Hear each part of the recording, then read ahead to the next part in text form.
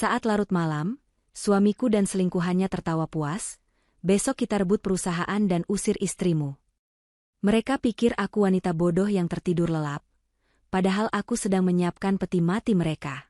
Pagi harinya, tawa mereka pecah menjadi jeritan histeris saat menyadari dokumen yang mereka tanda tangani ternyata berisi.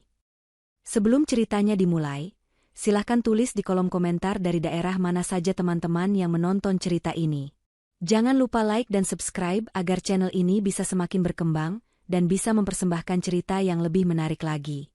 Hujan deras mengguyur kaca jendela besar di rumah mewah kawasan Menteng itu. Suara petir sesekali menyambar, namun di dalam ruang tamu yang luas, suasananya senyap dan dingin. Jam dinding antik berdentang 12 kali. Tengah malam. Happy Salma duduk di sofa kulit berwarna krem, sebuah buku resep kue terbuka di pangkuannya, namun matanya tidak membaca satu kata pun. Tatapannya kosong, terarah pada pintu kayu jati ukiran Jepara di hadapannya. Ia mengenakan gaun tidur sutra panjang yang sopan, rambutnya digelung rapi. Citra sempurna seorang istri penurut. Suara mesin mobil sport menderu di halaman depan, memecah kesunyian. Happy menarik napas panjang, memasang senyum lembut yang sudah ia latih selama 3 tahun terakhir. Pintu terbuka. Mike Lewis masuk dengan langkah sedikit terhuyung. Kemejanya berantakan, dasinya sudah longgar, dan aroma alkohol bercampur parfum wanita, yang jelas bukan parfum Happy, menguar tajam begitu ia melangkah masuk. "Kamu belum tidur?" tanya Mike dengan nada sedikit ketus, melemparkan kunci mobil ke atas meja konsol marmer. Ia tidak menatap istrinya. Happy bangkit, berjalan mendekat dan mengambil jas Mike yang tersampir asal di lengan sofa. "Aku nungguin kamu, Mas," katanya rapat direksi sampai malam. "Mau aku buatin teh hangat? Atau jahe?" Mike mendengus, menghempaskan tubuhnya ke sofa. "Gak usah sok perhatian deh. Hap, kepala aku pusing. Rapat tadi alot banget." Para pemegang saham tua bangka itu bawelnya minta ampun. Mereka nanyain terus soal dividen, soal ekspansi bikin muak. Happy tahu itu bohong. Jadwal rapat direksi Adiguna Group selalu tercatat di kalender digital yang juga terhubung ke ponselnya, warisan sistem dari mendiang ayahnya. Hari ini tidak ada rapat. Mike baru saja pulang dari klub malam. "Ya namanya juga bisnis, Mas," ujar Happy lembut sambil memijat pelan bahu suaminya. "Papa dulu juga sering pusing kalau urus RUPS. Tapi kan ada kamu sekarang, CEO kebanggaan Papa. Aku percaya kamu bisa atasi semuanya." Mike menepis tangan Happy pelan, tapi cukup kasar untuk membuat wanita itu mundur selangkah. Iya, kamu tuh gak ngerti apa-apa soal bisnis, Happy. Taunya cuma belanja, arisan, sama bikin kue. Jangan sok-sokan nasihatin aku soal papa kamu." Happy menunduk. "Maaf, Mas. Aku cuma mau support kamu." "Kalau mau support, sana siapin air panas buat mandi. Jangan banyak omong," perintah Mike sambil memejamkan mata, memijat pelipisnya. "Baik, Mas." Happy berbalik badan menuju kamar mandi utama. Saat punggungnya membelakangi Mike, senyum lembut itu lenyap seketika. Wajahnya berubah datar, matanya menyiratkan sorot dingin yang menusuk. Ia merogoh saku gaun tidurnya, mengeluarkan ponsel, dan mengetik pesan singkat tanpa melihat layar. Pesan terkirim ke Ben Joshua. Isi, dia pulang mabuk lagi. Bau parfum, Black Orchid. Itu parfum Dinda. Rencana jalan terus. Di ruang tamu, Mike tersenyum miring sambil membuka ponselnya sendiri, mengirim pesan suara ke seseorang. "Sayang, aku udah di rumah. Aman. Si, boneka cantik, ini gak curiga sama sekali. Besok kita sikat semuanya."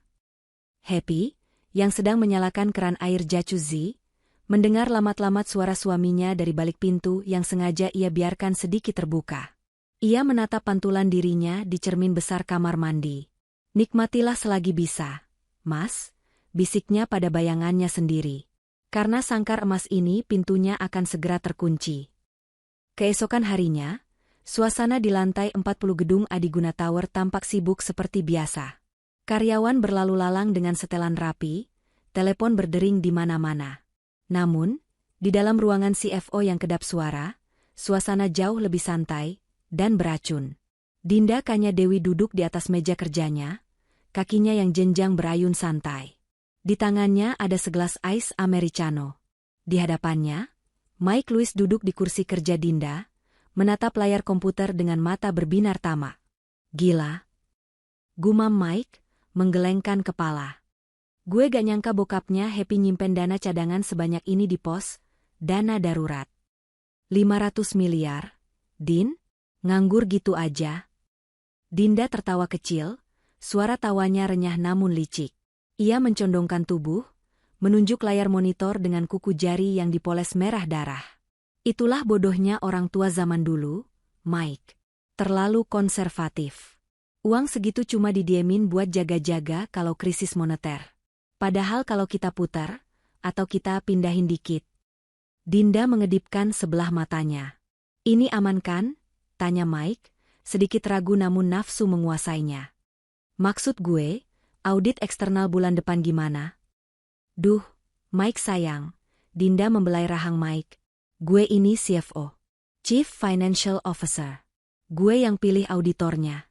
Gue udah atur angka-angkanya. Dana ini bakal kita catat sebagai investasi jangka panjang di sektor properti luar negeri.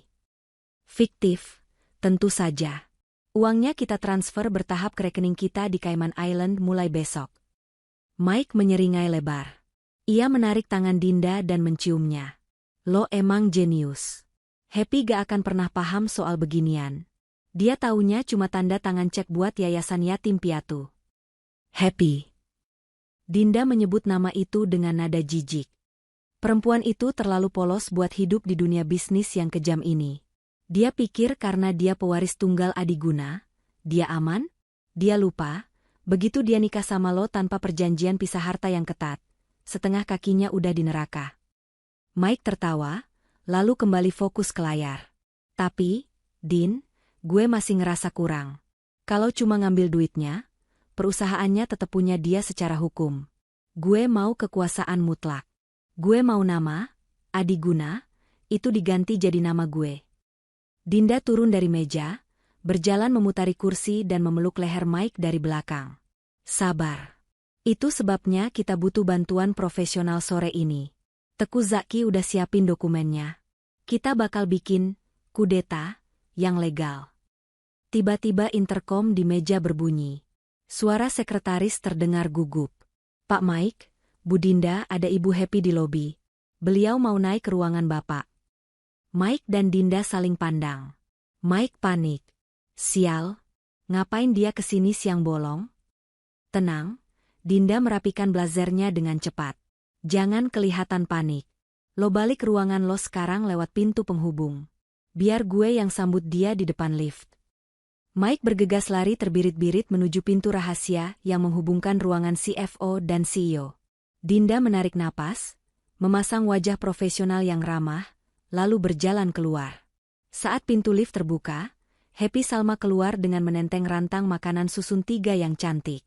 Senyumnya merekah cerah, seolah matahari pagi. Hai, Dinda, sapa Happy riang. Aku bawain makan siang buat Mike. Katanya dia pusing semalam, jadi aku masakin sop buntut kesukaannya. Kamu mau juga?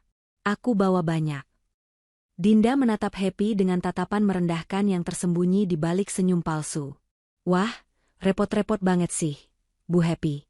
Pak Mike lagi sibuk banget conference call sama klien dari Singapura. Tapi boleh deh, nanti saya sampaikan. Oh, sibuk ya? Happy memasang wajah kecewa yang dibuat-buat. Ya udah deh. Titip ya, Din. Pastiin dimakan pas anget. Oh iya. Happy menatap mata Dinda dalam-dalam. Parfum kamu wangi banget hari ini. Black Orchid. Ya? Wanginya, familiar banget sama jas Mike semalam. Jantung Dinda berhenti berdetak sedetik. Tapi ia segera menguasai diri. Oh, ini? Iya, ini lagi tren, Bu. Mungkin banyak karyawan lain yang pakai juga. Jadi baunya nempel di jas Bapak pas rapat. Happy tertawa kecil, tawa yang terdengar sangat renyah tapi membuat bulu kuduk Dinda meremang tanpa alasan. Mungkin ya, namanya juga barang pasaran. Ya udah, aku pulang dulu ya. Dah, Dinda. Happy berbalik pergi. Dinda menatap punggung istri bosnya itu sambil mengepalkan tangan. Barang pasaran, batin Dinda marah. Tunggu aja, besok lo yang bakal jadi sampah. Malam harinya, di sebuah private room restoran Jepang eksklusif di kawasan Senopati. Ruangan itu tertutup rapat, hanya diterangi lampu temaram yang menciptakan bayangan panjang di dinding kayu. 3 orang duduk mengelilingi meja rendah. Mike, Dinda, dan Teku Zaki, seorang notaris terkenal yang punya reputasi bisa membereskan segala jenis dokumen kotor. Zaki meletakkan tumpukan dokumen tebal di atas meja. Ia menyesap sakenya pelan sebelum bicara. Jadi, intinya kalian mau melengsarkan Happy Salma dari posisi komisaris utama dan mengambil alih hak veto pemegang saham mayoritas. Tepat, jawab Mike sambil mengunyah sashimi. Gue capek harus minta persetujuan dia tiap kali mau cairin dana besar. Meskipun dia cuma, iya aja, tapi prosedurnya ribet. Gue mau kontrol penuh. Zaki tersenyum licik. Secara hukum, itu sulit karena dia pewaris tunggal. Tapi, ada celah. Dalam anggaran dasar PT Adiguna Sentosa, ada pasal lama yang menyebutkan bahwa jika komisaris utama dianggap tidak cakap secara mental atau jasmani dalam mengelola perusahaan, maka kewenangan bisa dialihkan sementara kepada direktur utama, yaitu kamu, Mike, sampai RUPS berikutnya. Tidak cakap. Dinda mengerutkan kening. Happy itu sehat walafiat. Dia cuma bodoh, bukan gila. Kita bisa membuatnya terlihat tidak cakap, sela Zaki. Ia mengeluarkan sebuah map biru. Ini draft RUPS luar biasa. Isinya adalah persetujuan pengalihan aset dan restrukturisasi manajemen. Di dalamnya, terselip klausul pelepasan hak suara Happy Salma dengan alasan, fokus pada pemulihan kesehatan mental. Gimana cara bikin dia tanda tangan ini? Tanya Mike. Happy emang nurut, tapi kalau dia baca ada kata, kesehatan mental, dia pasti nanya. Disitulah peran kamu sebagai suami, ujar Zaki menatap Mike tajam. Kamu harus bikin dia tanda tangan tanpa membaca. Atau, selipkan lembar tanda tangan ini di antara tumpukan dokumen lain yang tidak penting. Asuransi, misalnya, atau persetujuan renovasi rumah. Mike menjentikkan jarinya. Renovasi villa di Bali. Dia udah lama ngerengek minta villa di Ubud direnovasi. Gue bisa bilang ini dokumen izin mendirikan bangunan dan kontrak kontraktor. Bagus, puji Zaki. Setelah dia tanda tangan, dokumen ini sah. Besoknya, kita adakan RUPSLB in absentia. Kita sahkan pengambil alihan perusahaan. Happy akan bangun tidur sebagai orang asing di perusahaannya sendiri. Dinda mengangkat gelas sakenya. Dan setelah itu, kita tendang dia dari rumah. Tentu, sahut Mike, mendentingkan gelasnya ke gelas Dinda. Rumah, mobil, kartu kredit. Kita blokir semuanya. Biar dia ngerasain hidup susah. Cheers untuk masa depan PT Adiguna Sentosa yang baru. Mereka tertawa terbahak-bahak, suara tawa yang penuh kesombongan, bergema di ruangan sempit itu. Mereka tidak sadar, di balik lukisan pemandangan Gunung Fuji yang tergantung di dinding, ada sebuah titik merah kecil yang berkedip sangat lemah. Sebuah penyadap suara mikro yang ditempelkan oleh pelayan restoran tadi sore, pelayan yang dibayar mahal oleh Ben Joshua. Sementara itu, di sebuah apartemen minimalis yang dipenuhi layar monitor, Ben Joshua duduk dengan headphone besar menutupi telinganya. Di sampingnya, Happy Salma duduk tegak, tidak lagi mengenakan daster rumahan, melainkan setelan blazer hitam yang tajam. Wajahnya tanpa make-up, memperlihatkan garis keras rahangnya yang selama ini selalu ia sembunyikan dengan senyuman. Mereka baru saja selesai mendengarkan rekaman percakapan dari restoran Jepang itu secara real-time. Ben melepas headphone-nya dan menatap Happy dengan pandangan khawatir. Hap, mereka beneran nekat. Mereka mau pakai klausul kesehatan mental. Kalau dokumen itu lo tanda tangani, secara hukum lo dianggap gila dan gak punya hak suara lagi. Happy tidak tampak terkejut. Ia justru menuangkan teh ke cangkirnya dengan gerakan tenang yang mengerikan. Aku sudah menduga Mike akan main kotor. Tapi aku gak nyangka dia sebodoh itu mau pakai isu mental. Dia lupa, psikiater keluarga kami adalah paman aku sendiri. Jadi, apa rencana lo? Tanya Ben. Kita gerebek sekarang? Kita punya bukti rekaman ini. Bisa buat lapor polisi atas percobaan penipuan dan pemalsuan dokumen. Jangan, potong Happy cepat. Matanya berkilat. Kalau lapor polisi sekarang, paling mereka cuma kena hukuman ringan. Mike punya banyak koneksi. Dan perusahaan akan guncang, saham bakal anjlok kalau skandal ini keluar sekarang. Happy berdiri, berjalan menuju jendela apartemen Ben, menatap gemerlap kota Jakarta. Aku gak mau cuma menghukum mereka, Ben. Aku mau menghancurkan mereka sampai ke akar-akarnya. Aku mau mereka merasa menang dulu. Terbang setinggi-tingginya, sebelum aku hempaskan ke tanah. Ben menelan ludah. Ia sudah mengenal Happy sejak kecil, tapi baru kali ini ia melihat sisi Happy yang ini. Sisi yang persis seperti mendiang ayahnya, raja bisnis yang tak kenal ampun. Terus, soal dokumen yang mau disodorkan Mike besok? Soal renovasi villa itu? Tanya Ben. Happy berbalik, sebuah senyum misterius tersungging di bibirnya. Oh, aku akan tanda tangan. Tapi bukan dokumen yang dibawa Mike. Ia membuka tas kerjanya, mengeluarkan sebuah map merah. Ben, kamu ingatkan perusahaan cangkang yang dulu dibeli papa buat nampung utang-utang proyek yang gagal tahun 98? Perusahaan yang udah mati suri itu? PT. Adiguna Sentosa yang asli? Tanya Ben bingung. Maksud lo, entitas lama yang isinya cuma kewajiban pajak dan sengketa tanah. Betul. Selama ini, operasional bisnis kita yang sehat dijalankan di bawah bendera PT. Adiguna Global, anak perusahaan yang namanya mirip. Mike dan Dinda terlalu sibuk foya-foya sampai mereka gak pernah teliti baca akta pendirian perusahaan secara detail. Mereka pikir, Adiguna Sentosa adalah perusahaan yang kaya raya. Happy meletakkan map itu di meja. Besok malam, saat Mike minta tanda tangan, aku akan menukar lembar halamannya dengan kecepatan tangan yang sudah aku latih. Yang akan mereka dapatkan bukan hak atas Adiguna Global, yang untung triliunan. Tapi pengalihan tanggung jawab penuh atas Adiguna Sentosa, yang punya utang pajak 500 miliar. Ben ternganga sejenak, lalu perlahan senyum lebar merekah di wajahnya. Gila, lo mau kasih mereka bangkai busuk yang dibungkus kado emas. Bukan cuma bangkai, Ben, suara Happy merendah, dingin sedingin es. Itu bom waktu. Dan mereka sendiri yang akan memicu ledakannya sambil tertawa. Malam yang dinantikan Mike tiba.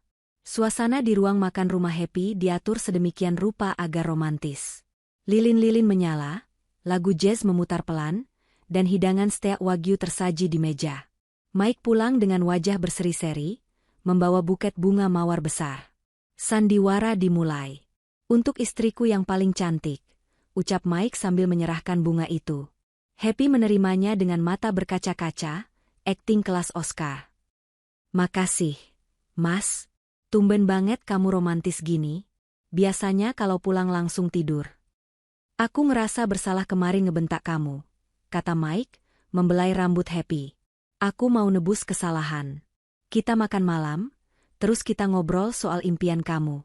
Kamu pengen renovasi villa di Ubud, kan? Iya, seru Happy antusias, meletakkan bunga di meja. Aku udah punya banyak ide desain. Mereka makan malam dengan perbincangan yang tampak hangat. Mike terus menuangkan wine ke gelas Happy, berharap istrinya sedikit mabuk. Happy meminumnya, tapi tidak sampai habis. Ia menjaga kesadarannya tetap tajam 100%. Setelah hidangan penutup, Mike mengeluarkan map dari tas kerjanya. Jantungnya berdegup kencang. Inilah momennya. Nah, sayang, kebetulan banget, tadi siang arsiteknya kirim berkas persetujuan. Kalau kamu tanda tangan malam ini, besok pagi alat berat sudah bisa masuk. Tapi ini agak tebal, soalnya ada izin lingkungan, izin tetangga, bla bla bla. Kamu tanda tangan di halaman terakhir aja, di bagian yang aku tandai stiker kuning ini. Mike menyodorkan dokumen itu. Seperti prediksi Zaki, dokumen itu tebal sekali.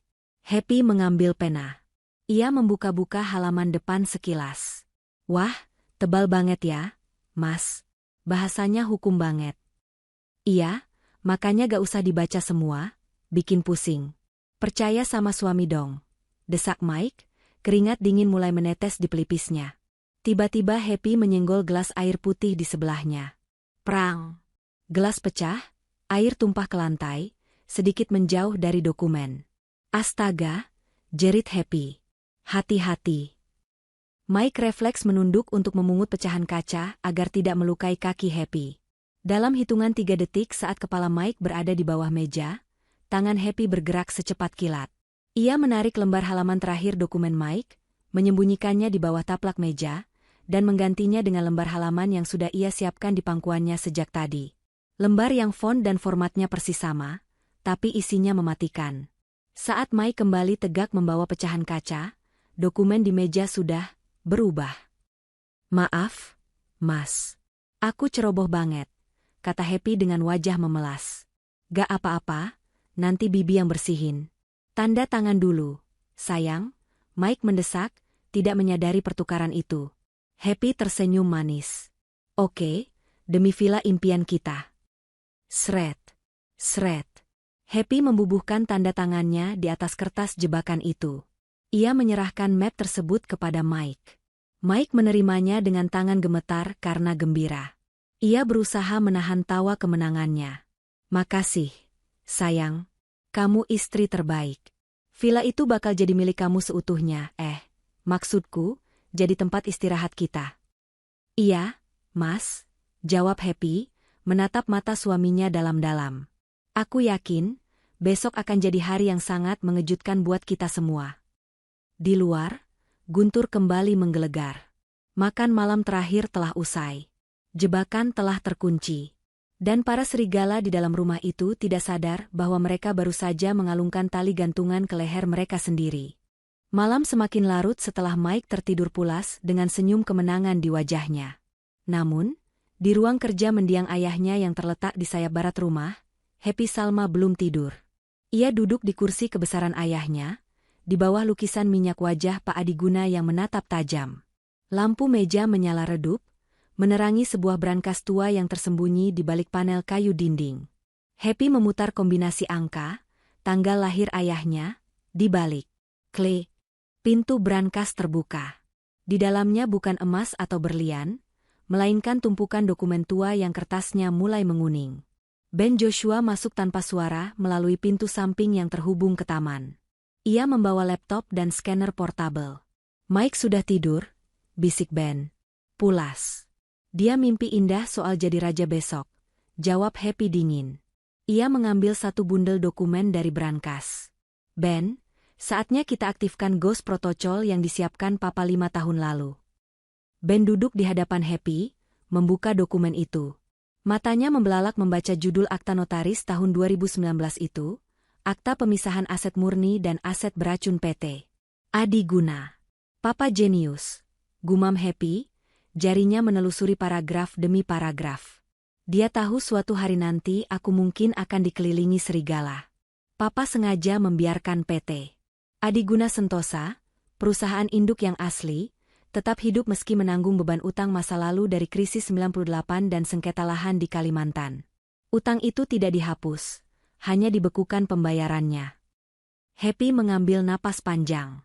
Sementara itu, seluruh aset produktif, mal, hotel, pabrik sawit, sudah diam-diam dipindahkan kepemilikannya ke PT Happy Sejahtera, sebuah holding company yang sahamnya 100% milik yayasan yang aku ketuai. Mike dan Dinda tidak pernah tahu ini, karena mereka malas membaca sejarah perusahaan. Bagi mereka, Adiguna Sentosa adalah segalanya karena nama itu yang terpampang di gedung kantor.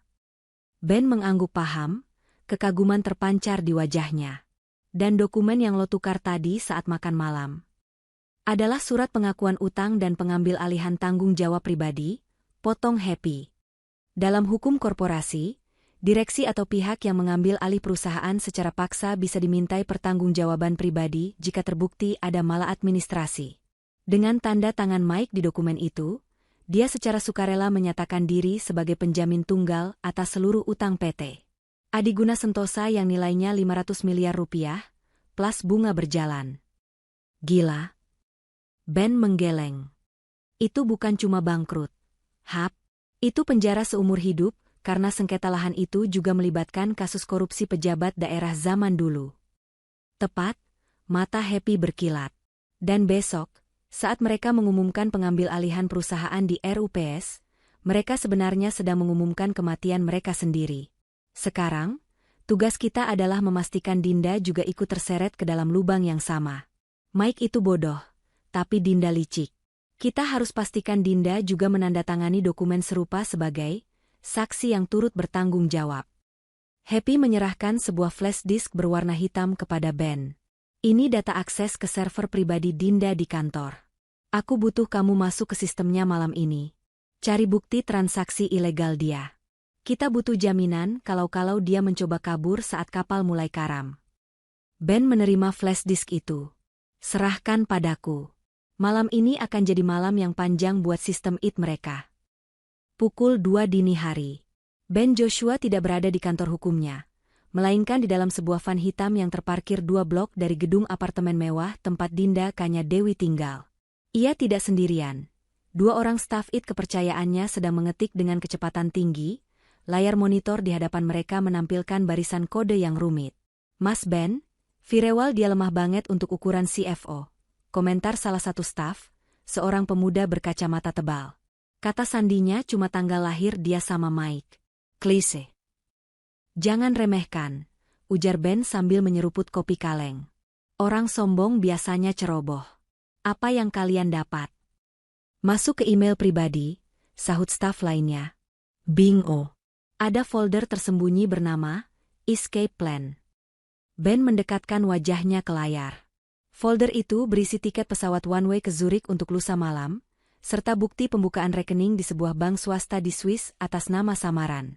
Namun, yang paling mengejutkan adalah sebuah draft perjanjian rahasia antara Dinda dan Teku Zaki. Coba buka draft itu, perintah Ben. Dokumen itu terbuka. Isinya adalah skema pembagian harta jarahan.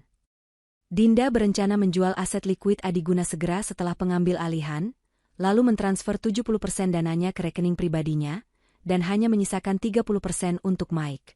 Dinda bahkan sudah menyiapkan skenario untuk menjebak Mike dengan kasus penggelapan pajak agar Mike yang masuk penjara sendirian, sementara Dinda menikmati hidup di Eropa. Ular makan ular, desis Ben sinis. Dinda mau mengorbankan Mike setelah dia dapat kuasanya. Ada lagi, Mas, staf IT menunjuk layar lain. Ini rekaman CCTV dari lobi apartemen Dinda sejam yang lalu. Lihat siapa yang datang. Di layar hitam putih itu, terlihat sosok pria mengenakan topi dan masker, tapi posturnya sangat dikenali. Teku Zaki. Dia masuk ke lift menuju penthouse Dinda pada pukul 1 pagi. Notaris dan CFO bertemu jam 1 pagi sebelum RUPSLB, gumam Ben. Mereka pasti sedang mematangkan rencana pengkhianatan terhadap Mike. Kita perlu rekaman suaranya. Mikrofon yang kita tempel di tas Hermes Dinda kemarin siang masih aktif. Aktif, Mas. Sinyalnya jernih. Ben memasang headphone. Suara desah napas dan denting gelas terdengar, diikuti suara Dinda yang terdengar angkuh. Tenang aja, Zack. Mike itu tolol. Begitu dia tanda tangan besok sebagai dirut baru, dia yang nanggung semua risiko hukum. Gue cuma bakal tanda tangan sebagai direktur keuangan yang menjalankan perintah. Kalau ada apa-apa, gue bisa cuci tangan, bilang gue dipaksa suami Happy. Suara Zaki terdengar terkekeh. Licik kamu, Din. Saya suka. Jadi, bagian saya 20% dari penjualan aset tanah di Cikarang aman? Aman. Asal lo pastiin akta RUPS besok sah secara hukum. Ben melepas headphone-nya dengan senyum puas. Rekam itu. Simpan di server aman. Happy harus dengar ini. Ini amunisi pamungkas untuk membuat mereka saling bunuh di ruang rapat nanti. Ben mengetik pesan singkat ke Happy. Target terkunci. Pengkhianatan terkonfirmasi. Dinda berencana membuang Mike ke bus. Pagi menjelang. Matahari bersinar terik, seolah mengejek kegelapan rencana yang sedang berputar di Adiguna Group. Happy Salma datang ke kantor seperti biasa. Namun kali ini ia tidak membawa rantang makanan. Ia membawa sebuah tas kerja kulit buaya yang terlihat sangat eksklusif. Ia berjalan melewati meja resepsionis dengan dagu terangkat, menyapa karyawan dengan ramah namun berjarak. Tujuannya bukan ruangan suaminya, melainkan ruangan arsip pusat di lantai basement. Di sana, ia tahu Dinda sering diam-diam mengecek berkas lama. Happy meminta petugas arsip keluar sebentar dengan alasan ingin mencari dokumen yayasan peninggalan ibunya. Begitu ruangan kosong, Happy meletakkan sebuah buku besar bersampul kulit merah di atas meja baca utama, tempat yang pasti terlihat. Di sampul buku itu tertulis, buku besar rahasia, dana taktis komisaris. Happy sengaja menyobek sedikit ujung kertasnya agar terlihat sering dibaca. Di dalamnya, Happy telah memasukkan catatan keuangan yang seolah-olah menunjukkan bahwa ia, Happy, telah menyembunyikan uang tunai senilai 100 miliar dalam bentuk obligasi di brankas pribadinya, dan kode akses brankas itu terselip di halaman tengah. Setelah meletakkan umpan itu, Happy keluar. Tepat saat ia berjalan menuju lift, ia berpapasan dengan Dinda yang baru turun dari lobi. Bu Happy, sapa Dinda kaget. Tumben ke basement? Happy memasang wajah panik yang dibuat-buat, tangannya seolah menutupi tas kerjanya. Dinda. Enggak, cuma cari buku lama. Saya duluan ya. Happy buru-buru masuk lift, menekan tombol tutup berkali-kali seolah ingin segera kabur. Insting serakah Dinda langsung menyala. Mencurigakan, gumamnya. Begitu pintu lift tertutup, Dinda langsung masuk ke ruang arsip. Matanya menyapu ruangan dan langsung tertuju pada buku merah yang tergeletak di meja. Apa ini? Dinda mendekat, membukanya. Matanya membelalak melihat angka-angka fantastis di dalamnya. Dana taktis komisaris? 100 miliar? Sialan, ternyata si polos itu maling juga. Dinda tertawa jahat. Ia segera memotret halaman demi halaman dengan ponselnya. Ini dia. Bisik Dinda penuh kemenangan. Dengan bukti ini, gue bisa menekan Happy kalau dia macem-macem. Atau lebih bagus lagi, gue bisa ambil obligasi itu sebelum Mike tahu. Rejeki nomplok buat modal kabur ke Swiss. Di dalam lift yang bergerak naik, Happy melihat rekaman CCTV ruang arsip dari ponselnya. Ia melihat Dinda memotret buku itu dengan rakus. Makanlah, sayang, bisik Happy. Makanlah sampai kenyang. Kamu tidak tahu kalau obligasi yang tercatat di situ sebenarnya adalah nomor seri surat utang negara yang sudah kadaluarsa 10 tahun lalu. Kalau kamu coba cairkan itu, kamu akan langsung terdeteksi oleh unit kejahatan keuangan. Jebakan kedua telah terpasang. Dinda kini memiliki motivasi ganda, merebut perusahaan dari Mike, dan mencuri harta karun Happy. Konsentrasinya pecah, dan itulah yang diinginkan Happy. Siang harinya, ketegangan di kubu antagonis semakin memuncak, meskipun di permukaan mereka tampak solid. Mike sedang sibuk mencoba jas mahalnya di ruangan CEO, berlatih pidato kemenangan di depan cermin. Saya, Mike Lewis, Direktur Utama dan pemegang saham pengendali.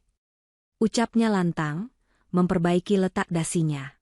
Ia merasa gagah. Ia merasa dunia ada di genggamannya. Sementara itu, Dinda menyelinap keluar kantor untuk bertemu Teku Zaki di sebuah kedai kopi sepi di pinggiran kota. Ia membawa hasil foto buku merah yang ia temukan tadi pagi. Zack, rencana berubah sedikit, kata Dinda dengan napas memburu. Ia memperlihatkan foto buku itu. Happy ternyata nyimpen aset cair di luar neraca perusahaan. Kita harus sikat ini juga. Zaki meneliti foto itu, keningnya berkerut. Sebagai notaris korup yang berpengalaman, ia merasa ada yang janggal, tapi keserakahan menutupi logikanya. Jumlahnya besar. Tapi untuk mencairkan ini butuh otorisasi Happy atau surat kuasa mutlak. Nah, itu dia, Dinda mencondongkan tubuh. Di draft RUPS besok, lo harus tambahin satu pasal kecil di bagian lain-lain. Pasal yang memberikan kuasa kepada Direktur Keuangan, gue, untuk melikuidasi aset non-produktif demi efisiensi. Dengan pasal itu, gue bisa akses brankas Happy secara legal menurut sistem perusahaan. Mike bakal baca itu? Tanya Zaki. Enggak bakal. Dia sibuk ngafalin pidato kayak orang gila. Lo selipin aja di menit terakhir sebelum akta dicetak. Nanti gue yang setir dia buat tanda tangan. Zaki tersenyum, mengisap rokoknya. Oke. Tapi bagian saya naik jadi 30%. Deal, jawab Dinda cepat. Tanpa mereka sadari, di meja seberang, seorang pria tua yang sedang membaca koran menurunkan sedikit kacamatanya. Itu adalah orang suruhan Ben Joshua. Ia tidak perlu merekam, karena CCTV kedai kopi itu sudah diretas oleh tim Ben sejak Dinda memarkir mobilnya. Sore harinya, Dinda kembali ke kantor. Ia masuk ruangan Mike dengan senyum manis yang mematikan. "Sayang, dokumen final dari Zaki udah datang," kata Dinda, meletakkan map tebal di meja Mike. "Ini versi bersih yang udah dirapikan. Kamu tinggal paraf di setiap halaman, dan tanda tangan di halaman terakhir." "Banyak banget sih," keluh Mike. "Gak ada yang berubah kan dari yang kita bahas?" "Gak ada, Mike. Cuma perbaikan tata bahasa hukum aja biar lebih bona fide. Buruan, Zaki nunggu di bawah mau bawa ini ke Kemenkumham buat didaftarin besok pagi-pagi buta." Mike, yang malas membaca dan terlalu percaya pada selingkuhannya, mengambil pena Mont Blanc emasnya. Ia memaraf halaman demi halaman dengan cepat, tanpa membaca detail pasal-pasal baru yang diselipkan Dinda, pasal yang memberikan Dinda kuasa untuk menjual aset di bawah hidung Mike. Selesai. Mike menutup map itu dengan bangga. "Besok, Adiguna Group jadi milik kita." "Milik kita?" ulang Dinda pelan, namun dalam hatinya ia berkata, "Milik gue." Malam itu, langit Jakarta cerah berbintang, kontras dengan badai yang akan terjadi esok pagi. Undangan RUPS luar biasa sudah disebar secara digital ke seluruh pemegang saham minoritas dan jajaran direksi. Agendanya tertulis samar, restrukturisasi manajemen dan peningkatan kinerja perusahaan. Di rumah mewah mereka, suasananya hening tapi mencekam. Mike dan Happy makan malam dalam diam. Mike tampak gelisah karena kegembiraan yang meluap-luap, kakinya tidak bisa diam di bawah meja. Happy tampak tenang, menyantap sup jamurnya dengan anggun. "Besok kamu datang ke kantor jam berapa, Mas?" tanya Happy, memecah kesunyian. "Pagi-pagi banget. Aku harus siapin materi presentasi," jawab Mike, berusaha terdengar normal. Kamu gak usah datang deh. Kan RUPS ini teknis banget. Nanti kamu bosen." Happy tersenyum tipis, meletakkan sendoknya. "Oh, aku pasti datang, Mas. Sebagai komisaris utama, aku wajib hadir. Lagi pula, aku ingin melihat prestasi suami aku." Ada penekanan aneh pada kata prestasi, yang membuat Mike sedikit merinding, tapi ia menepis perasaan itu. "Ya terserah kamulah. Asal jangan rewel di sana." Setelah makan malam, Mike langsung masuk ke ruang kerjanya, menelepon Dinda untuk memastikan semuanya siap. Di kamarnya, Happy membuka lemari pakaian. Ia tidak memilih gaun-gaun pastel lembut yang biasa ia pakai sehari-hari. Ia mengeluarkan sebuah setelan blazer putih gading dengan potongan tegas, rancangan desainer ternama Paris. Pakaian yang menyeratkan kekuasaan, kemurnian, namun juga dominasi. Ponselnya bergetar. Pesan dari Ben. "Ben, semua bukti sudah dikompilasi. Tim audit forensik independen sudah aku hubungi, mereka akan standby di lobi besok jam 9. Polisi bagian kejahatan ekonomi khusus juga sudah siap menunggu sinyal." Happy, bagus. Pastikan unit pajak juga hadir. Aku ingin Mike dan Dinda tidak hanya kehilangan muka, tapi juga kehilangan kebebasan. Ben, siap. Satu lagi, soal yayasan aset-aset real sudah aman 100% di PT. Happy sejahtera. Tidak ada satu sen pun yang bisa disentuh Mike besok. Happy mematikan ponselnya. Ia berjalan ke balkon kamar, menatap langit malam. "Besok, topeng ini akan lepas," gumamnya. "Besok, mereka akan belajar bahwa orang yang paling berbahaya bukanlah orang yang memegang senjata, tapi orang yang memegang pena dan tahu di mana harus menorehkan tinta." Di tempat lain, Dinda sedang mengepak koper kecil berisi paspor dan perhiasan, menyembunyikannya di bagasi mobilnya. Di apartemennya, Daki sedang menghitung estimasi keuntungannya di kalkulator. Semua orang punya rencana, tapi hanya Happy Salma yang punya kartu as. Fajar akan segera menyingsing, dan panggung eksekusi telah siap. Bukan dengan guillotine, tapi dengan pasal-pasal hukum dan tumpukan utang. Saat Happy mematikan lampu kamar, ia tidur dengan nyenyak. Jauh lebih nyenyak daripada suaminya yang gelisah di kamar sebelah, atau selingkuhan suaminya yang paranoid di seberang kota. Ketenangan seorang pemenang yang tahu bahwa lawan mainnya sudah kalah bahkan sebelum pertandingan dimulai. Jam dinding menunjukkan pukul 23.30 malam. Hujan yang sempat turun sore tadi sudah berhenti, menyisakan udara lembab yang dingin di kawasan Menteng.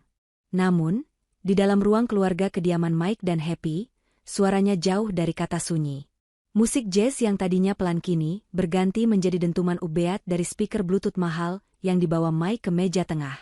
Happy Salma sudah pamit masuk ke kamarnya sejak 1 jam lalu dengan alasan migrain.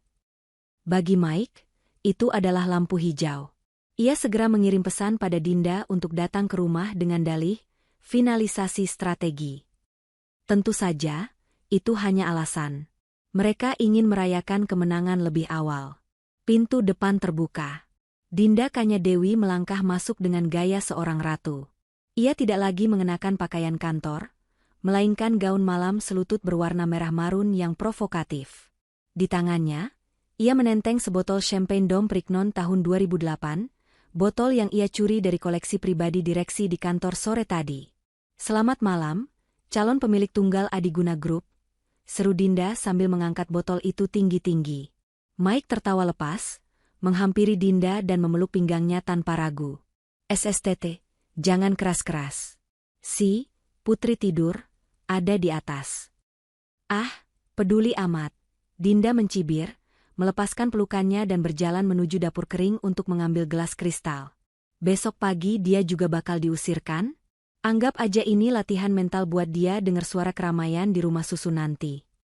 Mike terkekeh, mengambil alih botol itu dan membukanya. Pop! Sumbat gabus melesat, buih sampahnya tumpah sedikit ke lantai marmer. "Mereka tidak peduli. Untuk masa depan kita," ucap Mike, menuangkan cairan keemasan itu ke 2 gelas. "Untuk kehancuran masa lalu," timpal Dinda, mendentingkan gelasnya keras-keras. Mereka duduk di sofa, kaki Dinda dinaikkan ke atas meja kopi, tepat di atas tumpukan majalah bisnis yang menampilkan wajah ayah Happy di sampulnya. Sebuah gestur penghinaan yang nyata. "Gila ya, Mike." Dinda menyesap sampanyenya, matanya berkilau karena alkohol dan keserakahan. "Gue masih gak percaya betapa mudahnya ini semua. Gue pikir Happy bakal ngelawan.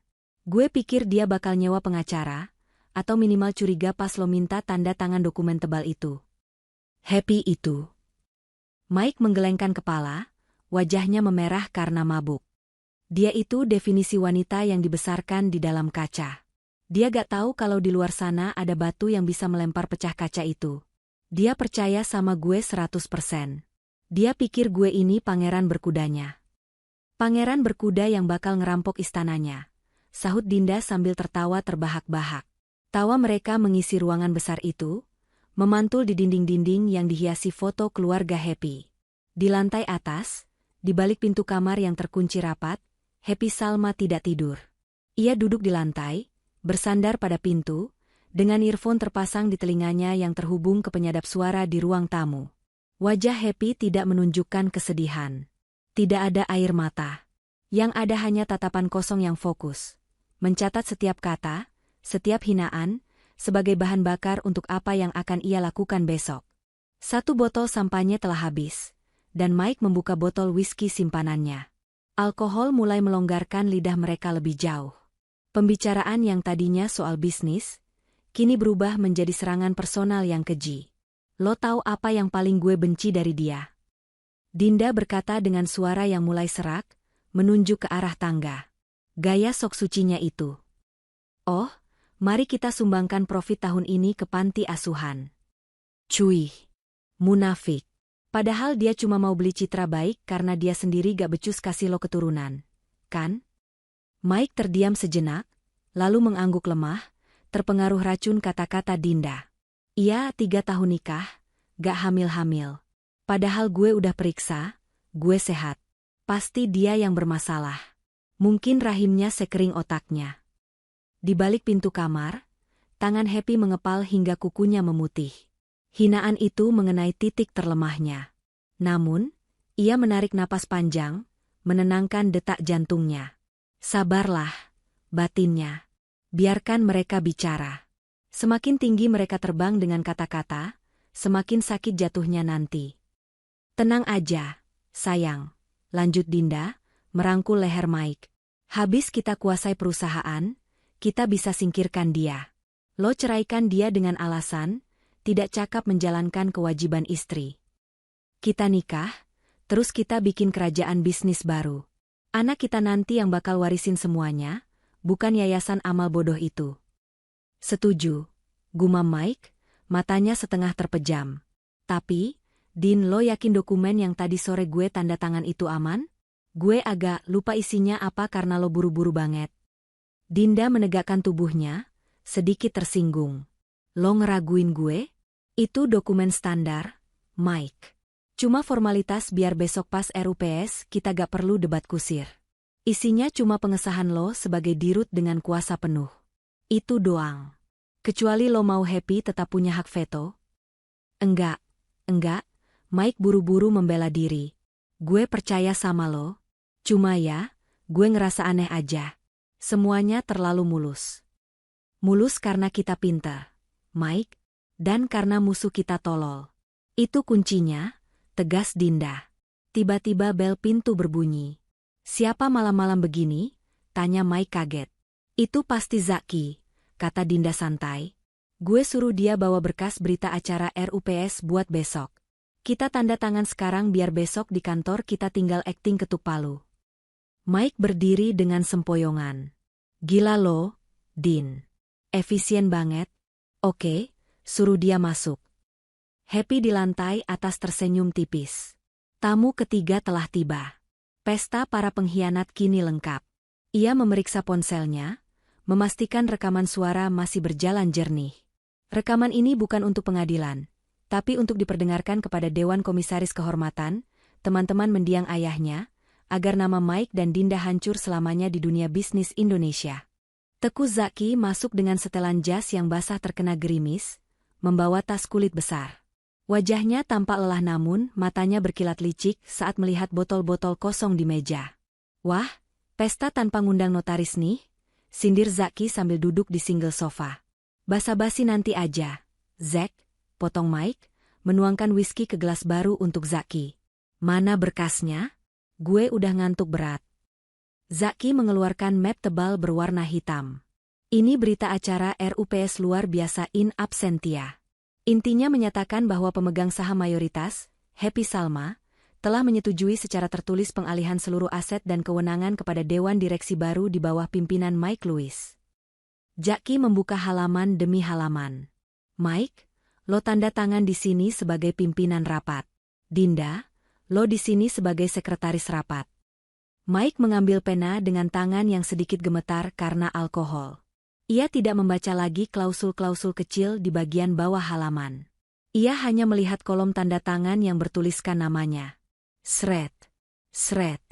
Mike membubuhkan tanda tangannya dengan gaya flamboyan. Donny, seru Mike. Sekarang gue resmi jadi raja. Giliran ratu, kata Zaki menyerahkan map ke Dinda. Dinda mengambil pena, tapi sebelum tanda tangan, ia teringat sesuatu. Zack, pasal tambahan yang gue minta kemarin, ada kan? Zaki mengangguk, mengedipkan mata tanpa sepengetahuan Mike. Halaman 15, poin C, kewenangan likuidasi aset non-inti. Dinda tersenyum puas. Ia membuka halaman 15 sekilas, melihat ada pasal itu, lalu langsung membalik ke halaman terakhir dan menandatanganinya.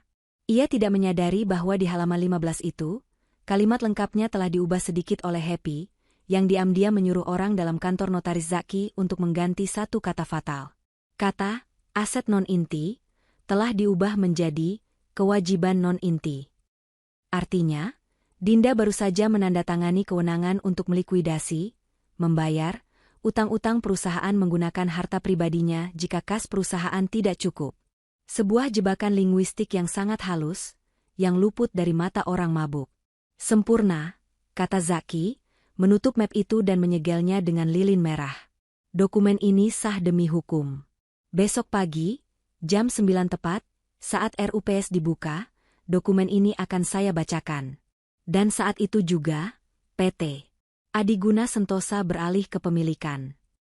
Mereka bertiga bersulang sekali lagi. Besok, kata Mike dengan suara berat, menatap langit-langit. Besok gue gak perlu lagi akting jadi suami yang baik.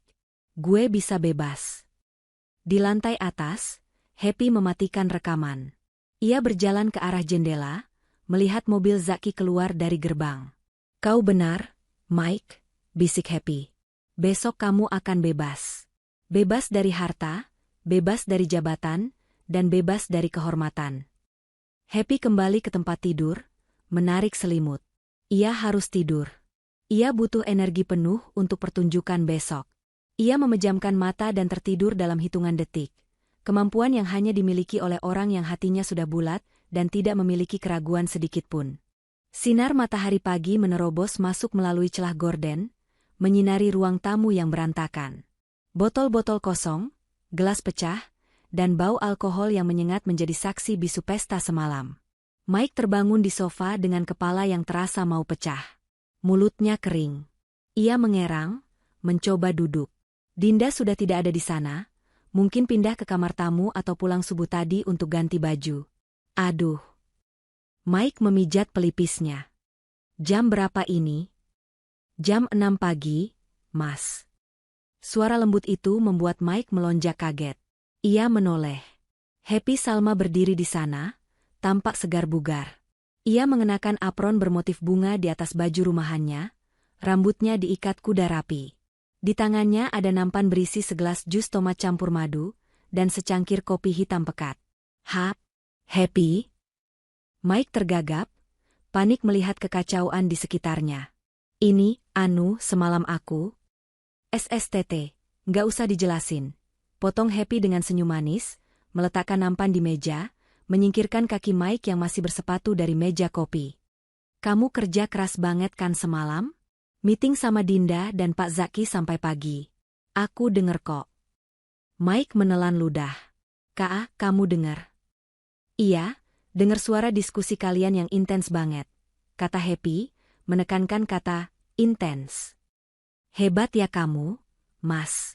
Demi perusahaan, rela begadang dan minum-minum biar rileks. Aku bangga lo punya suami pekerja keras kayak kamu. Mike menatap istrinya dengan tatapan bingung. Apakah Happy benar-benar bodoh? Atau dia sedang menyindir? Tapi wajah Happy terlihat tulus. Terlalu tulus. Minum dulu, Mas. Ini jus tomat buat ngilangin hangover. Nanti pusing pas RUPS kan gak lucu, ujar Happy sambil menyodorkan gelas. Mike meminumnya dalam sekali teguk. Ia butuh cairan. Makasih. Maaf ya rumah jadi berantakan. Nanti aku suruh orang bersihin. Gak apa-apa. Bibi udah datang kok. Happy mulai memunguti botol-botol kosong itu dan memasukkannya ke kantong sampah hitam. Oh iya, Dinda tadi subuh udah pulang. Katanya mau siap-siap dandan yang cantik buat hari bersejarah ini. Mike menghela napas lega. Happy tidak curiga Dinda menginap. Aku siapin sarapan ya, Mas. Nasi goreng kampung kesukaan kamu. Kamu mandi gih, bau alkoholnya nyengat banget. Mike bangkit, merasa sedikit bersalah melihat istrinya membersihkan sisa pestanya. Kamu gak marah? Happy berhenti sejenak, memegang leher botol whisky kosong. Ia menoleh, tatapannya sulit diartikan. Marah?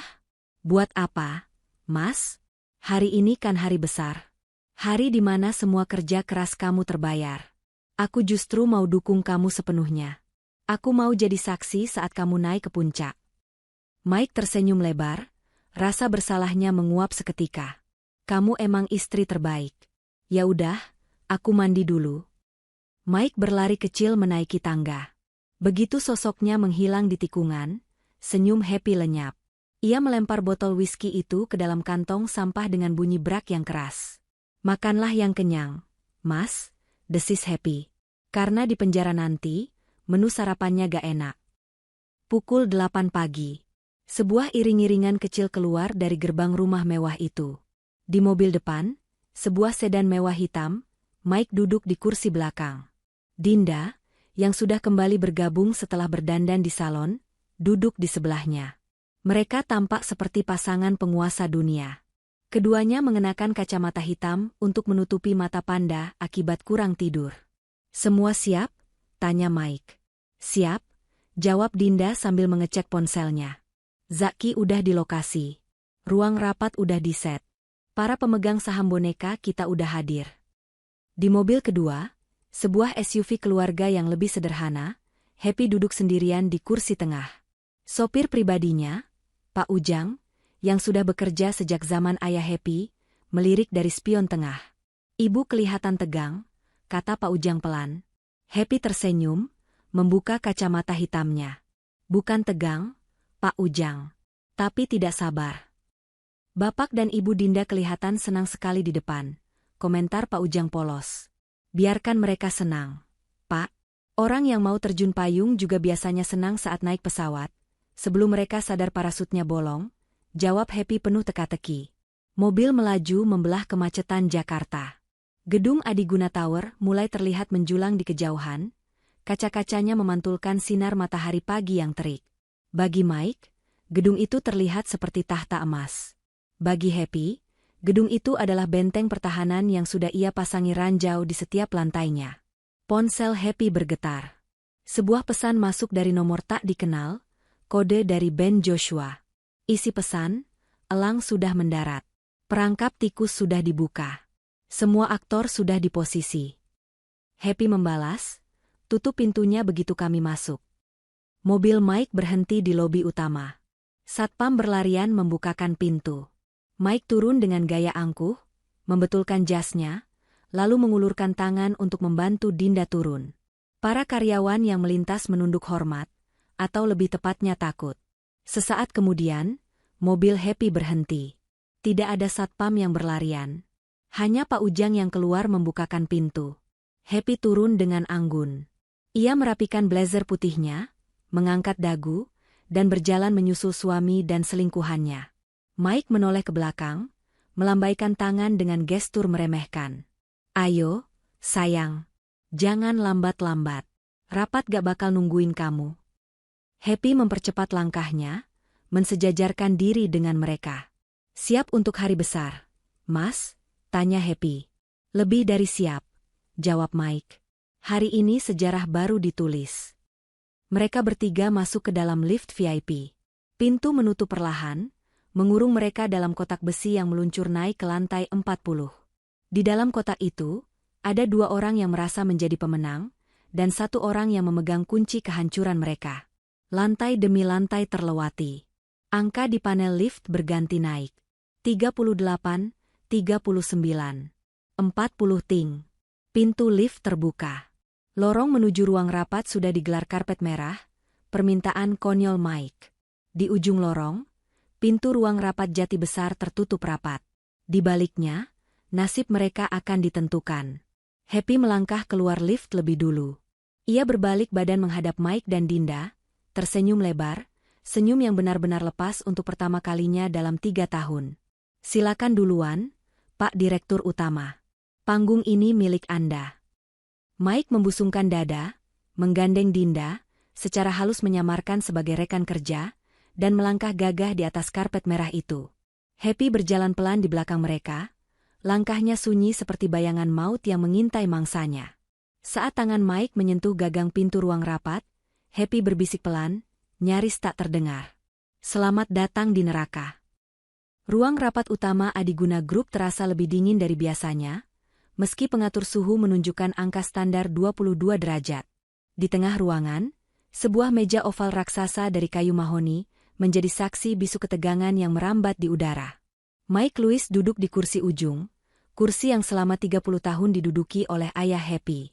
Ia menyandarkan punggungnya dengan angkuh, memutar-mutar pena emas di jarinya. Di sebelah kanannya, Dinda Kanya Dewi duduk dengan postur tegak, siap dengan tumpukan berkas. Di sebelah kirinya, Teku Zaki sibuk menata stempel dan dokumen legal. Para pemegang saham minoritas dan jajaran direksi lama duduk mengelilingi meja dengan wajah bingung dan cemas. Mereka saling berbisik, mempertanyakan agenda mendadak ini. Happy Salma duduk di kursi paling ujung, berseberangan dengan Mike. Ia duduk tenang, tangannya terlipat di atas meja. Tidak ada satupun berkas di hadapannya. Hanya sebuah gelas air mineral. Baiklah, kita mulai saja. Suara Mike memecah kasak-kusuk. Ia tidak menggunakan mikrofon, tapi suaranya lantang penuh percaya diri. Terima kasih sudah hadir di RUPS luar biasa ini. Saya tidak akan berbasa-basi. Hari ini adalah hari dimulainya era baru Adiguna Group. Mike memberi kode pada Zaki. Sang notaris berdiri, berdeham, lalu membacakan akta dengan nada monoton yang cepat. Berdasarkan berita acara rapat yang telah ditandatangani oleh pemegang saham pengendali, memutuskan, 1. Memberhentikan Ibu Happy Salma dari jabatan komisaris utama. 2. Mengangkat Bapak Mike Lewis sebagai direktur utama dengan kewenangan penuh dan hak veto mutlak. 3. Menyetujui restrukturisasi aset perusahaan secara menyeluruh. Suasana ruangan menjadi riuh. Interupsi. Seru salah satu direktur senior, Pak Hadi. Ini tidak sesuai prosedur. Mana persetujuan Ibu Happy? Beliau ada di sini, kenapa menggunakan berita acara in absentia? Mike memukul meja keras-keras. Bra, diam, bentak Mike. Prosedur sudah dijalankan. Istri saya, maksud saya, mantan komisaris utama, sudah menandatangani persetujuan itu semalam. Benar begitu, Happy? Mike menatap Happy dengan senyum mengejek. Katakan pada mereka, sayang. Katakan bahwa kamu sudah lelah mengurus bisnis dan ingin pensiun dini untuk mengurus rumah tangga. Semua mata tertuju pada Happy. Dinda menahan tawa di balik tangannya, matanya berbinar licik menanti momen kekalahan Happy. Happy perlahan menegakkan tubuhnya. Ia tidak terlihat gemetar. Ia tidak terlihat sedih. Ia justru memajukan tubuhnya mendekati mikrofon meja, lalu menekannya hingga lampu indikator menyala merah. Benar, suara Happy terdengar jernih, tenang, dan berwibawa. Saya memang menandatangani dokumen semalam. Dokumen yang menurut suami saya adalah izin renovasi villa. Itu teknis. Potong Zaki cepat, keringat mulai muncul di dahinya. Secara hukum tanda tangan itu sah. Happy mengangkat tangannya, meminta Zaki diam. Gesturnya begitu kuat hingga Zaki refleks menutup mulut. Silakan, Pak Mike, lanjut Happy lembut. Lanjutkan acaramu. Nikmatilah kursi itu. Saya hanya ingin melihat seberapa nyaman Anda duduk di sana sebelum kursinya patah. Mike mendengus remeh. Jangan drama, Hap. Terima kenyataan. Sekarang, serahkan kartu akses dan kunci ruanganmu. Keamanan akan mengantarmu keluar. Mike berdiri, merasa kemenangannya sudah absolut. Rapat ditutup. Mulai detik ini, saya adalah pemilik tunggal kekuasaan di sini. Ia merentangkan tangan, menunggu tepuk tangan. Namun, ruangan itu hening. Tidak ada yang bertepuk tangan. Kecuali satu orang. Plok, plok, plok. Tepuk tangan itu pelan, lambat, dan berirama. Happy Salma berdiri sambil bertepuk tangan dengan senyum lebar yang mengerikan. Senyum yang tidak mencapai matanya. Bravo, ucap Happy. Penampilan yang luar biasa, Mike. Dinda. Pak Zaki. Kalian benar-benar totalitas.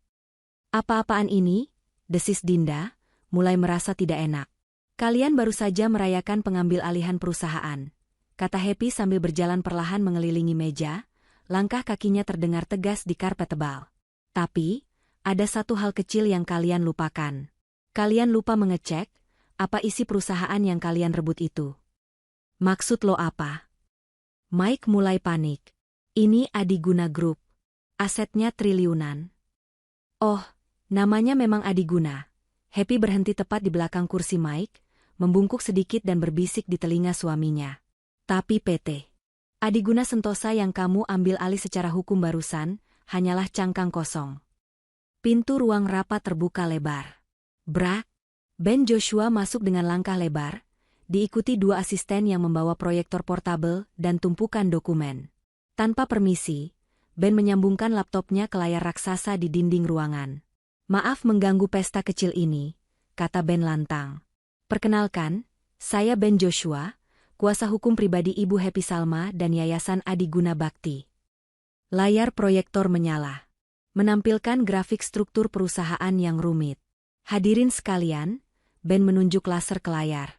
Apa yang baru saja ditandatangani oleh saudara Mike dan saudari Dinda adalah pengambil alihan PT Adiguna Sentosa.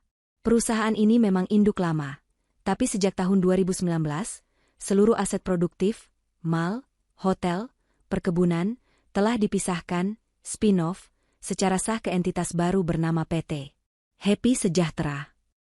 Layar berganti slide. Menampilkan neraca keuangan PT Adiguna Sentosa, perusahaan yang kini milik Mike. Angkanya merah semua. Jadi, apa yang dimiliki PT Adiguna Sentosa sekarang? Tanya Ben retoris. Hanya dua hal.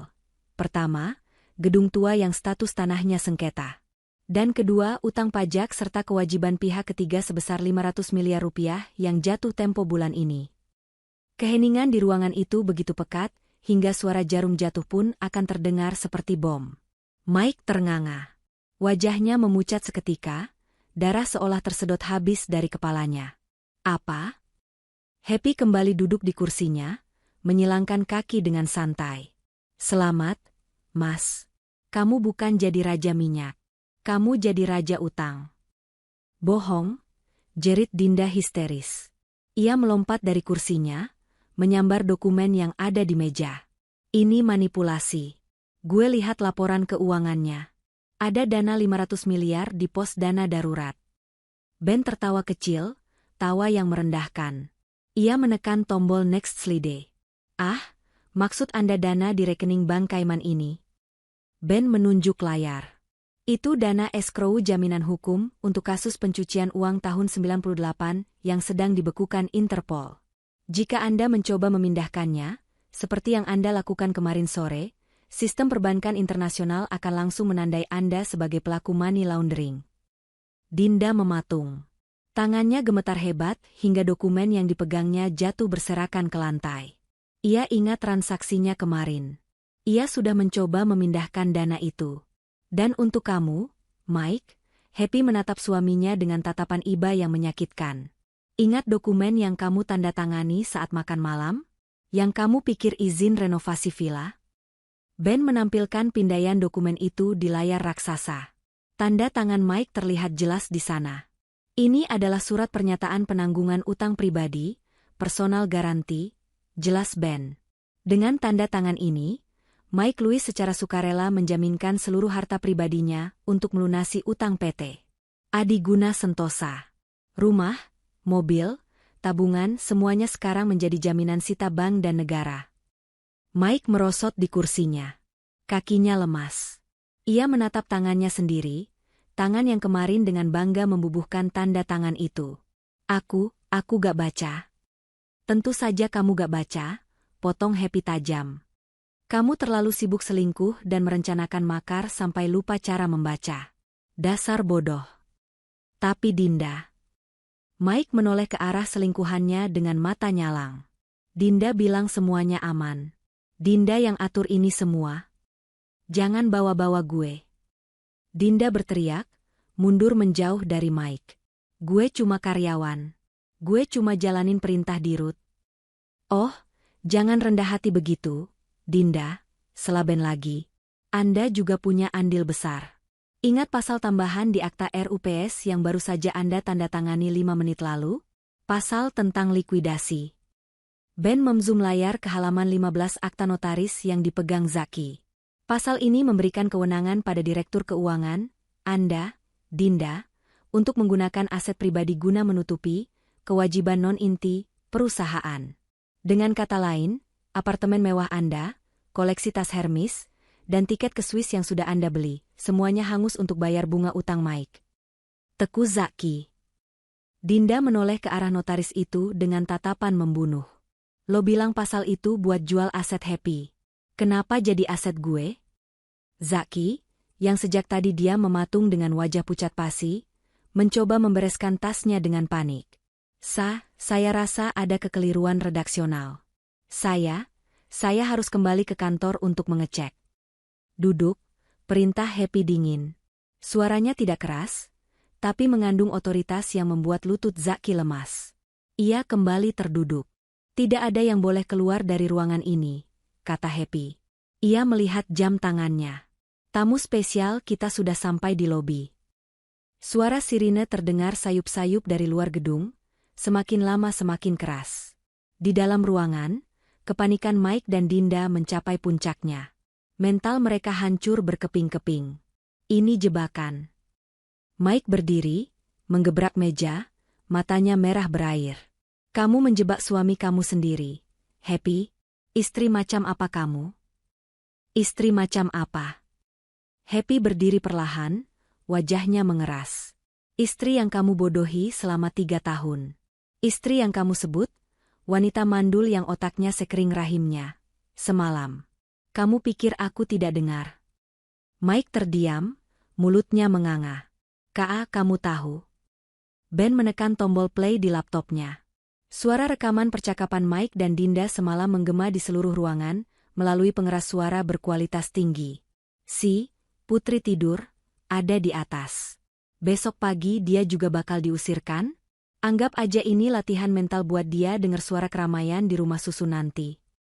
Suara Dinda, mungkin rahimnya sekering otaknya. Suara Mike itu tolol. Begitu dia tanda tangan besok, dia yang nanggung semua risiko. Suara Dinda dari rekaman lain. Dinda terbelalak. Wajahnya merah padam karena malu dan marah. Mike menoleh ke Dinda dengan tatapan tak percaya. Lo bilang gue tolol? Suara Mike bergetar. Lo bilang lo cinta sama gue, Din? Emang lo tolol? Jerit Dinda, topengnya hancur sepenuhnya. Ia menyerang Mike, memukul dada pria itu bertubi-tubi. Kalau lo gak sebodoh itu, kita gak bakal kejebak kayak gini. Lo laki-laki paling gak berguna yang pernah gue kenal. Gue cuma mau manfaatin lo buat ambil hartanya Happy, tapi ternyata lo malah bawa gue ke jurang. Kurang ajar. Mike mendorong Dinda hingga wanita itu jatuh tersungkur ke lantai karpet. Mereka berdua saling mencaci, saling menyalahkan, menjerit histeris seperti orang gila. Para direksi lain menatap pemandangan itu dengan jijik dan ngeri. Cukup, kata Happy. Pintu ruang rapat terbuka lagi. Kali ini bukan Ben, melainkan sepasukan petugas berseragam. Polisi dari Direktorat Reserse Kriminal Khusus dan petugas penyidik pegawai negeri sipil, PPNS, pajak. Bapak Mike Lewis, Ibu Dinda Kanya Dewi, dan Saudara Teku Zaki, ucap Komandan Polisi sambil menunjukkan surat penangkapan. Anda bertiga ditahan atas dugaan penggelapan pajak korporasi, pemalsuan dokumen negara, dan konspirasi penipuan terencana. Tidak. Saya tidak salah. Zaki mencoba lari menuju pintu samping, tapi 2 petugas dengan sigap meringkusnya dan memborgol tangannya ke belakang. Dinda masih duduk di lantai, menangis meraung-raung, make-upnya luntur berantakan. Jangan tangkap saya. Saya korban. Mike yang paksa saya. Petugas polisi wanita menarik Dinda berdiri, memakaikan borgol besi yang dingin di pergelangan tangannya. Mike tidak melawan. Ia berdiri mematung, menatap Happy dengan tatapan kosong. Air mata mengalir di pipinya. Saat polisi memborgol tangannya, ia akhirnya buka suara. Lirih. Hap, tolong aku. Aku suamimu. Kita bisa bicara baik-baik. Aku hilaf. Happy berjalan mendekat. Ia berdiri tepat di hadapan Mike, menatap mata pria yang pernah ia cintai itu. Tidak ada kebencian di mata Happy, hanya rasa kasihan yang dingin. Suamiku sudah mati semalam, Mike, bisik Happy. Pria yang berdiri di depanku ini hanyalah orang asing yang bangkrut. Happy merogoh saku blazernya, mengeluarkan cincin kawinnya. Ia meraih tangan Mike yang terborgol, dan meletakkan cincin itu di telapak tangan Mike yang terkepal. Jual ini. Lumayan buat beli rokok di penjara. Mike meraung, menangis histeris, kakinya lemas hingga ia harus diseret oleh petugas keluar ruangan. Jeritan Dinda dan tangisan Mike menggema di lorong koridor, menjadi tontonan seluruh karyawan yang sudah berkumpul di luar. Karyawan yang dulu mereka rendahkan, kini menatap mereka dengan tatapan menghakimi. Keriuhan perlahan mereda setelah mobil polisi membawa pergi ketiga pengkhianat itu. Ruang rapat kembali tenang. Para direksi lama dan pemegang saham minoritas masih duduk terpaku, takut salah bicara. Happy kembali ke kursinya, tapi ia tidak duduk. Ia berdiri tegak, memandang mereka satu persatu. Bapak-bapak sekalian, kata Happy dengan nada yang sudah kembali lembut namun tegas. Maaf atas drama yang tidak menyenangkan tadi. Tapi bersih-bersih rumah memang kadang menimbulkan sedikit debu. Pak Hadi, direktur senior tadi, berdiri dengan canggung. Bu Happy,